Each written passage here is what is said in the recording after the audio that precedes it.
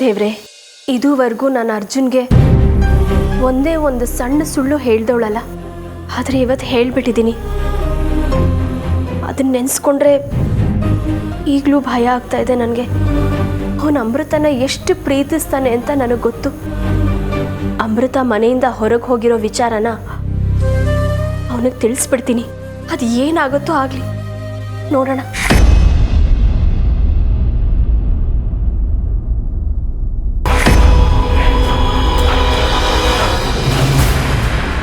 ಯಾಕೆ ನನ್ನ ದಾರಿ ಗಡ್ಡ ನಿಂತಿದ್ದೀರಾ?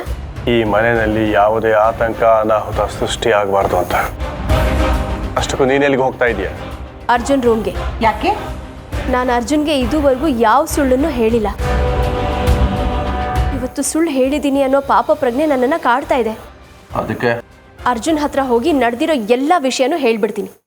ಹಾಗೆ ನೀನು ಹೇಳಿದ್ದೆ ಆದರೆ ಏನಾಗುತ್ತೆ ಅನ್ನೋದನ್ನ ಒತ್ತಿ ನಾನು ನಿನಗೆ ಹೇಳಿದ್ದೀನಿ. ಆದರೂ ನಿನ್ನ ಹಠನ ನೀನು ಬಿಡ್ತಾ ಇಲ್ಲ ಅಲ್ವಾ? ಅರ್ಜುನ್ ಅಮೃತನ ಎಷ್ಟು ಹಚ್ಕೊಂಡಿದ್ದಾನೆ, ಅವಳನ್ನ ಎಷ್ಟು ಪ್ರೀತಿಸ್ತಾನೆ ಅನ್ನೋದು ಎಲ್ರಿಗೂ ಗೊತ್ತು. ಹೀಗಿರುವಾಗ ಅವಳ ಮನೆಯಿಂದ ಆಚೆ ಹೋಗಿರೋ ವಿಷಯನ ನನ್ನ ಕೈಯಿಂದ ಮುಚ್ಚಿಡೋಕೆ ಸಾಧ್ಯನೇ ಇಲ್ಲ. ಹೆತ್ತ ಮಗನಿಗಿಂತ ಹೆಚ್ಚಾಗಿ ಮಮತೆ ಮಮಕಾರನ ತೋರಿಸ್ತಾ ಇದೆಯಲ್ಲ, ನಿನಗೇನು ತಲೆ ಕೆಟ್ಟಿದೆಯಾ ಅಂತ? ನಾನು ಅರ್ಜುನ್ನ ಹೊರದೇ ಇರಬಹುದು, ಹೆರದೇ ಇರಬಹುದು, ಆದರೆ ಅವೆರಡಕ್ಕಿಂತ ಹೆಚ್ಚಾಗಿ ಆರೈಕೆ ಮಾಡಿದ್ದೀನಿ. ನನಗೆ ಕರ್ಣನೂ ಒಂದೇ, ಅರ್ಜುನೂ ಒಂದೇ. ತಾಯಿ ಯಾವತ್ತೂ ಮಕ್ಕಳಿಗೆ ಸುಳ್ಳು ಹೇಳೋದಿಲ್ಲ, ಮೋಸನೂ ಮಾಡೋದಿಲ್ಲ. ಮಹಾ ತಾಯಿ ತರ ಮಾತಾಡಬೇಡ, ಸಾಕು. ಅವನ ಮೇಲೆ ನೀನು ಮಮಕಾರ ಸುರಿಸಿದ್ದು ನೋಡು. ನೀನು ನನ್ನ ಹೆಂಡತಿ, ನಾನು ಹೇಳಿದಷ್ಟು ಕೇಳಬೇಕು ಅಷ್ಟೇ. ನಾನು ನಿಮ್ಮ ಹೆಂಡತಿ ಅನ್ನೋದು ಎಷ್ಟು ಸತ್ಯನೋ, ನಿಮ್ಮ ಗುಲಾಮಳಲ್ಲ ಅನ್ನೋದು ಕೂಡ ಅಷ್ಟೇ ಸತ್ಯ. ಏಯ್, ನನಗೆ ಎದುರು ವಾದಿಸ್ತೀಯ ನೀನು? ಅಣ್ಣ, ನಿನಗೇನಾದ್ರು ತಲೆಗಿಲೆ ಕೆಟ್ಟಿದ್ಯಾ? ಅರ್ಜುನ್ ಮೇಲೆ ರೂಮಲ್ಲೇ ಇದ್ದಾನೆ. ನೀನು ಆಡೋ ಮಾತುಗಳನ್ನು ಕಿವಿಗೆ ಬಿದ್ದರೆ ಏನಾಗುತ್ತೆ ಅನ್ನೋದನ್ನು ಯೋಚನೆ ಮಾಡಿದ್ಯಾ? ಹೇಮಾ, ಅಕಸ್ಮಾತ್ ಈ ವಿಷಯನ ನೀನು ಅರ್ಜುನ್ಗೆ ಹೇಳಿದ್ರೆ ಶಾಶ್ವತವಾಗಿ ಅವನ್ನ ನೀನು ಕಳ್ಕೊತ್ಯಾ? ನನ್ನ ಬಾಯಿ ಮುಚ್ಚೋದಕ್ಕೆ ಏನೇನೋ ಹೇಳ್ಬೇಡಿ ಅತ್ತೆಮ್ಮ. ನೀವು ಅಮೃತನ ಹೊರಗೆ ಹಾಕಿರೋ ವಿಷಯನ ನಾನು ಅವನಿಗೆ ಹೇಳಿದ್ರೆ ನಾನು ಹೇಗೆ ಅವನನ್ನು ಕಳ್ಕೊತೀನಿ? ಯಾಕೆ ಅಂದರೆ ಅವನು ಸಾಮಾನ್ಯ ಮನುಷ್ಯನಲ್ಲ. ಏನು ನಿಮ್ಮ ಮಾತಿನ ಅರ್ಥ? ಸಾಮಾನ್ಯ ಮನುಷ್ಯ ಅಲ್ಲ ಅಂದರೆ? ಅವನು ಅಮೃತನ್ ಥರ ನಾಗ. ಅರ್ಜುನ್ ನಾಗ ಯೋಧ.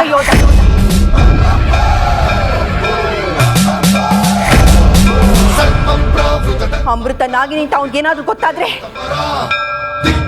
ಅವಳನ್ನ ಹುಡುಕೊಂಡು ಹೋಗ್ತಾನೆ. ಅವಳು ಅರ್ಜುನ್ಗೆ ಸಿಕ್ಕೇ ಸಿಗ್ತಾಳೆ. ಇಬ್ರು ಒಟ್ಟಿಗೆ ನಾಗಲೋಕ ಸೇರ್ತಾರೆ.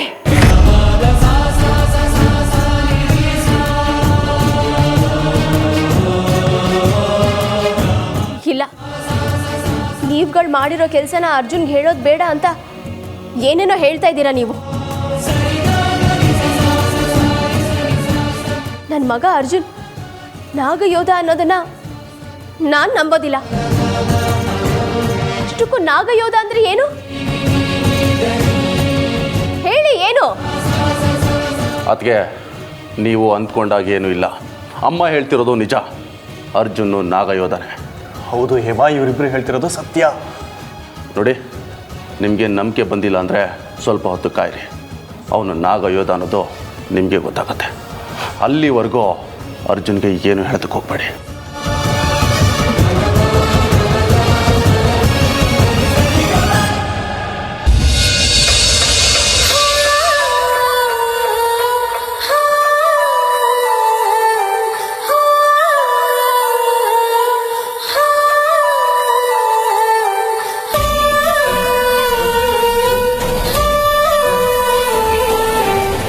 ಅರ್ಜುನ್ ಅವರೇ, ಮತ್ತೆ ನಾನು ನಿಮ್ಮನ್ನು ಸಂಧಿಸ್ತೀನೋ ಇಲ್ವೋ ಗೊತ್ತಿಲ್ಲ,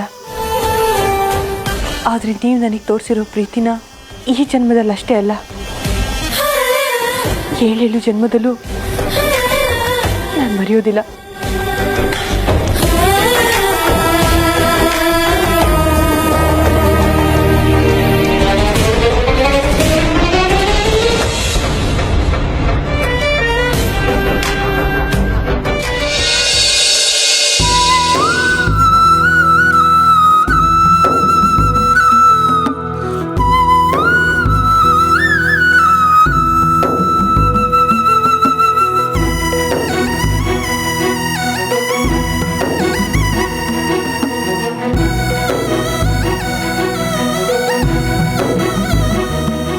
ಯಾಕಕ್ಕ ಹಾಗೆ ನೋಡ್ತಾ ಇದೀಯಾ?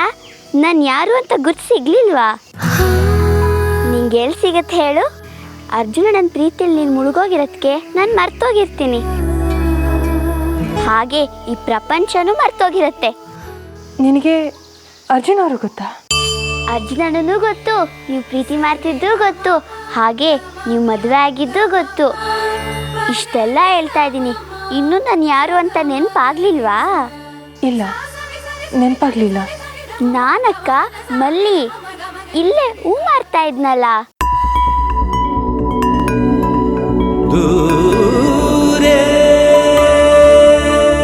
ಮಲ್ಲಿ, ನೀನಾ? ದೊಡ್ಡೋಳಾಗಿದೆಯಲ್ಲ, ನನಗೆ ಗುರ್ತೇ ಸಿಗ್ಲಿಲ್ಲ. ಹೇಗಿದ್ಯಾ ಮಲ್ಲಿ? ನಾನು ಚೆನ್ನಾಗಿದ್ದೀನಿ ಅಕ್ಕ, ನೀನು ಹೇಗಿದ್ಯಾ?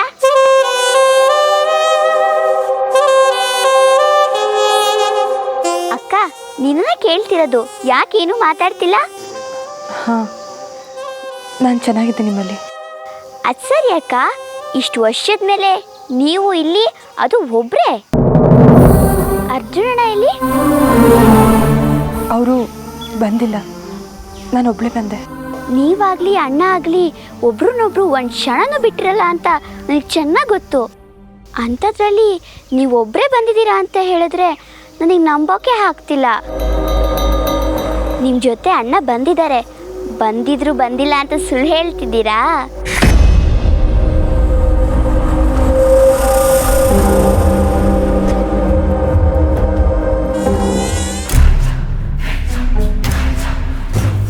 ಅಣ್ಣ, ಈ ನಾಗಿಣಿನ ಮನೆಯಿಂದ ಹೊರಗಡೆ ಹಾಕಿರೋ ವಿಷಯ ಅರ್ಜುನ್ಗೆ ಏನಾದರೂ ಗೊತ್ತಾಗೋದ್ರೆ ಪರಿಣಾಮ ಏನಾಗುತ್ತೆ ಅನ್ನೋದನ್ನ ನೆನೆಸ್ಕೊಂಡ್ರೆ ನನ್ನ ಕೈ ಕಾಲೆಲ್ಲ ನಡ್ಗತ್ತೆ. ನಿನಗೆ ಕೈ ಕಾಲು ನಡಕ್ತಾ ಇದೆ, ಅಂದರೆ ನನಗಿಲ್ಲಿ ಎದೆ ಬಡಿತಾನೆ ನಿಂತು ಹೋದಾಗ ಅನ್ನಿಸ್ತಾ ಇದೆ. ಅವ್ನು ನನ್ನ ಕಣ್ಣಿಗೆ ಅರ್ಜುನ್ ಥರನೋ ಯಾವುದೋ ನಾಗನ ಥರನೋ ಕಾಣಿಸ್ತಾ ಇಲ್ವೋ? ಕೈಯಲ್ಲಿ ಯಮಪಾಶ ಹಿಡ್ಕೊಂಡು ಕೋಣದ ಮೇಲೆ ಯಮರಾಜ ಬರ್ತಾನಲ್ಲ, ಹಾಗನ್ನಿಸ್ತಾ ಇದೆ ನನಗೆ. ಮತ್ತೆ ಈಗ ಏನಣ್ಣ ಮಾಡೋದು? ಏನು ಮಾಡೋದು? ಈಗ ನಮಗಿರೋ ಒಂದೇ ದಿಕ್ಕು ಬಾಬಾನೇ ಅಲ್ವಾ, ಅವ್ರನ್ನೇ ನೆನೆಸ್ಕೋಬೇಕು.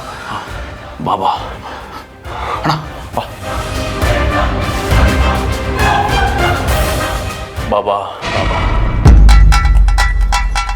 ಬಾಬಾ ಬಾಬಾ ರುದ್ರ ರುದ್ರ ರುದ್ರ ನಾನ್ ತಪಸ್ಸಿಗೆ ಹೋಗ್ತೀನಿ ಅಂತ ಹೇಳಿದ್ದೆ ತಾನೆ, ಮತ್ತೆ ನೆನ್ಸ್ಕೊಂಡೆ.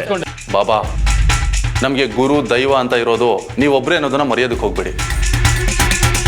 ನಮ್ಮನ್ನ ಕಾಯೋರು, ಕಾಪಾಡೋರು ನಿಮ್ಮನ್ನ ಬಿಟ್ರೆ ಬೇರೆ ಯಾರಿದ್ದಾರೆ ಬಾಬಾ?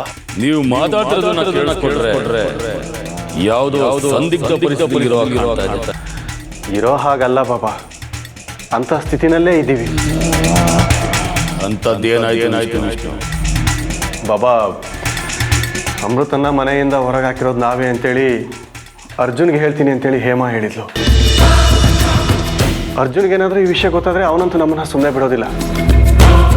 ಅರ್ಜುನ್ ಸಹ ನಾಗಯೋಧ, ಅವನಿಗೇನಾದರೂ ಈ ವಿಷಯ ಗೊತ್ತಾದರೆ ಅಮೃತನ ಜೊತೆ ಕರ್ಕೊಂಡು ನಾಗಲೋಕಕ್ಕೆ ಹೋಗ್ತಾನೆ ಅಂತ ಎಷ್ಟು ಸಲ ಹೇಳಿದ್ರು ಹೇಮನಿಗೆ ನಮ್ಮ ಮಾತಿನ ಮೇಲೆ ನಂಬಿಕೆ ಬರ್ತಾ ಇಲ್ಲ.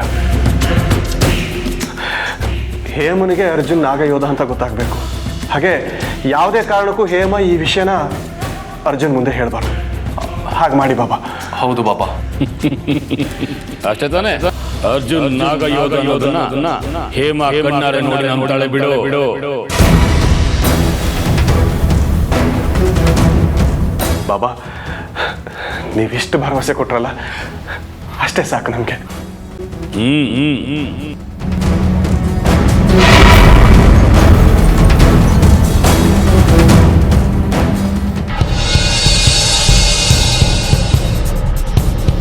ಈ ಅಮೃತ ಅವ್ರು ಎಲ್ಲಿ ಹೋದ್ರು? ಅವ್ರ ಮುಖ ನೋಡಿದೆ ಎಷ್ಟೋ ವರ್ಷಗಳಾಯ್ತೇನೋ ಅಂತ ಅನ್ನಿಸ್ತಾ ಇದೆ. ಏನು ಮಾಡೋದು?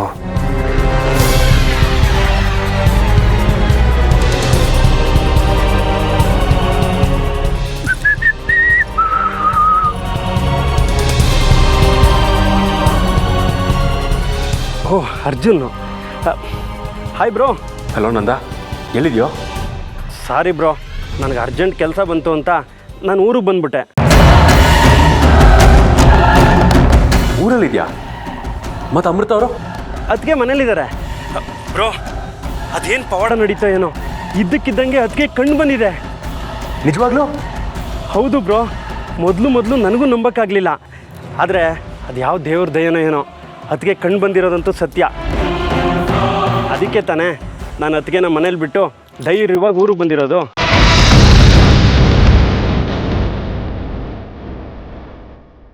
ಮನೇಲಿ ಬಿಟ್ಟು ಹೋದ. ಮತ್ತೆ ಚಿಕ್ಕಪ್ಪ ನಿನ್ನ ಜೊತೆ ದೇವಸ್ಥಾನಕ್ಕೆ ಹೋದ್ರು ಅಂತ ಹೇಳಿದ್ರು. ಹಾಗಂದ್ರ ಈಗ ಹೇಳಿದ್ದಾರೆ ಅಂದರೆ ಬೇರೇನೋ ಸ್ಕೆಚ್ ಹಾಕಿರೋ ಥರ ಕಾಣಿಸ್ತಾ ಇದೆ. ಹಲೋ ನಂದ, ಬ್ರೋ, ಅವ್ರು ನಿನ್ನ ಹತ್ರ ಏನೋ ಸುಳ್ಳು ಹೇಳಿದ್ದಾರೆ ಅಂತ ನನಗೆ ಅನ್ನಿಸ್ತಾ ಇದೆ. ನೀನು ಆಂಟಿ ಹತ್ರ ಕೇಳು, ನಿಜ ಏನು ಅಂತ ಗೊತ್ತಾಗುತ್ತೆ. ಸರಿ, ಬಾಯ್. ಓಕೆ, ಬಾಯ್.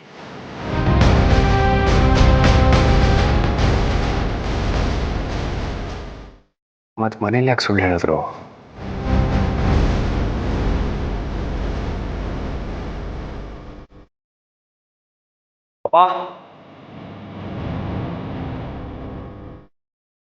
ಅಯ್ಯೋ, ಆ ನಾಗ ಬಂದೀಗ ನನ್ನ ಹತ್ರ ಅಮೃತನ ಬಗ್ಗೆನೇ ಕೇಳ್ತಾನೆ. ಅದು ಅಲ್ಲದೆ ಅವಳು ನಂದನ್ ಜೊತೆ ಹೋಗಿದ್ದಾನೆ ಅಂತೇಳಿ ಸುಳ್ಳು ಬೇರೆ ಹೇಳಿದ್ದೀನಿ. ಮುಂದೆ ಏನಾಗುತ್ತೋ ಏನೋ. ಅಪ್ಪ ಅಪ್ಪ, ಅಮೃತ ಅವರು ನಂದನ್ ಜೊತೆ ಹೋಗಿದ್ದಾರೆ ಅಂತ ಯಾಕೆ ಸುಳ್ಳು ಹೇಳಿದ್ರಿ? ನಾನು ನಂದನ್ಗೆ ಫೋನ್ ಮಾಡಿದ್ದೆ, ಅವನು ಊರಲ್ಲಿದ್ದಾನಂತೆ.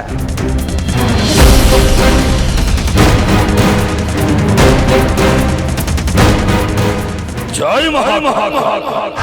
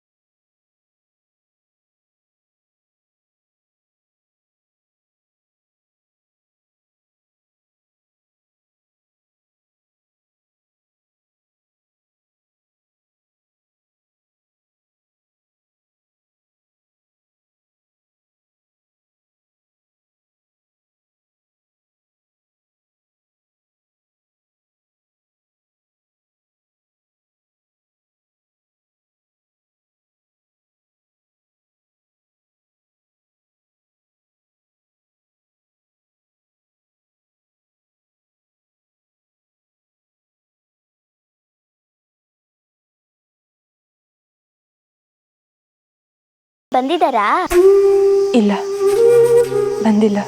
ಯಾಕಕ್ಕ, ಏನಾಯ್ತು?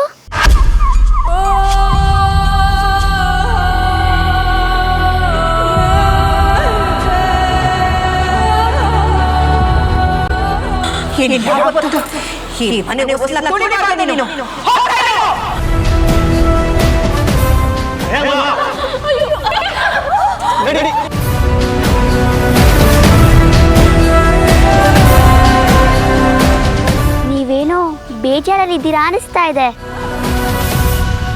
ಏನಾಯ್ತಕ್ಕ? ಏನಿಲ್ಲ ಬಿಡು ಮಲ್ಲಿ. ಅಕ್ಕ, ನಾನು ನಿನ್ಗಿಂತ ಚಿಕ್ಕೋಳೇ ಇರ್ಬೋದು, ಆದ್ರೆ ನಂಗೆ ಎಲ್ಲ ಅರ್ಥ ಆಗುತ್ತೆ. ನೀವೇನೋ ನನ್ನಿಂದ ಮುಚ್ಚಿಡ್ತಿದ್ದೀರಾ ಅನಿಸ್ತದೆ. ಅಣ್ಣ ಏನಾದ್ರು ಅಂದ್ರ? ಅದಕ್ಕೆ ಬೇಜಾರು ಮಾಡ್ಕೊಂಡಿದ್ದೀರಾ? ಚಚೆ, ಆ ಚಂದ್ರನಲ್ಲಿ ಬೇಕಾದರೂ ಕಪ್ಪು ಚುಕ್ಕಿನ ಹುಡುಕ್ಬೋದು, ಆದರೆ ನನ್ನ ಅರ್ಜುನ್ ಅವರಲ್ಲಿ, ಅವರ ಪ್ರೀತಿಯಲ್ಲಿ ಕಪ್ಪು ಚುಕ್ಕಿ ಇರೋದಕ್ಕೆ ಸಾಧ್ಯನೇ ಇಲ್ಲ. ಮತ್ತೆ ಯಾಕಕ್ಕ ಬೇಜಾರಲ್ಲಿದೆಯಾ? ಯಾವ್ಯಾವ ಸಮಯಕ್ಕೆ ಏನೇನಾಗಬೇಕೋ ಅದೇ ಆಗಬೇಕು ಅಂತ ದೊಡ್ಡವರೇ ಹೇಳ್ತಾರೆ. ಹಾಗೆ ನಾನು ಅರ್ಜುನ್ ಅವರಿಂದ ದೂರ ಇದ್ದೀನಿ. ಅಕ್ಕ, ನೀನೇನು ಯೋಚನೆ ಮಾಡಬೇಡ, ನಿನ್ನ ಮತ್ತೆ ಅರ್ಜುನಣ್ಣನ ಒಂದು ಮಾಡ್ತೀನಿ. ಆಕಾಶಕ್ಕೆ ಏಣಿ ಹಾಕೋ ಮಾತಾಡ್ತಾ ಇದೆಯಾ ಮಲ್ಲಿ ನೀನು? ಅಕ್ಕ, ನಿರಾಶೆಯಿಂದ ಮಾತಾಡಬೇಡ, ಧೈರ್ಯದಿಂದ ಮುನ್ನುಗ್ಗಿದ್ರೆ ಗೆಲುವು ಸಿಗುತ್ತೆ. ಮಲ್ಲಿ, ನೀನು ಮಾತಾಡ್ತಾ ಇರೋದನ್ನ ಕೇಳ್ತಾ ಇದ್ರೆ ನೀನು ಚಿಕ್ಕವಳು ಅಂತ ಅನ್ಸೋದೇ ಇಲ್ಲ. ಇಷ್ಟು ಚಿಕ್ಕವಳಾಗಿದ್ರು ಎಷ್ಟು ತಿಳುವಳಿಕೆಯಿಂದ ಮಾತಾಡ್ತೀಯ. ಅಕ್ಕ, ನಾನೊಂದು ಮಾತು ಹೇಳ್ತೀನಿ ಕೇಳು. ನೀನು ಅರ್ಜುನಣ್ಣ ಯಾವ ಕಾರಣಕ್ಕೆ ಬೇರೆ ಆಗಿದ್ದೀರೋ ನನಗೆ ಗೊತ್ತಿಲ್ಲ, ಅಥವಾ ನಿಮ್ಮಿಬ್ರನ್ನ ಯಾರು ಬೇರೆ ಮಾಡಿದಾರೋ ಅಂತಲೂ ನಂಗೆ ಗೊತ್ತಿಲ್ಲ. ಆದರೆ ನಾನು ಮಾತ್ರ ನಿನ್ನ ಮತ್ತೆ ಅರ್ಜುನಣ್ಣನ ಒಂದು ಮಾಡೇ ಮಾಡ್ತೀನಿ.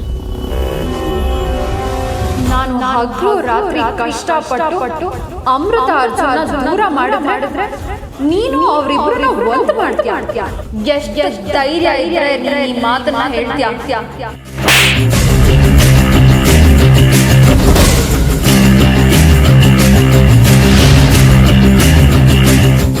ನೀನಲ್ಲ, ಸಾಕ್ಷಾತ್ ಸಾಂಬ ಶಿವನೇ ಬಂದ್ರು ಅಮೃತ ಅರ್ಜುನ್ ಒಂದಾಗೋದಕ್ಕೆ ಸಾಧ್ಯನೇ ಇಲ್ಲ.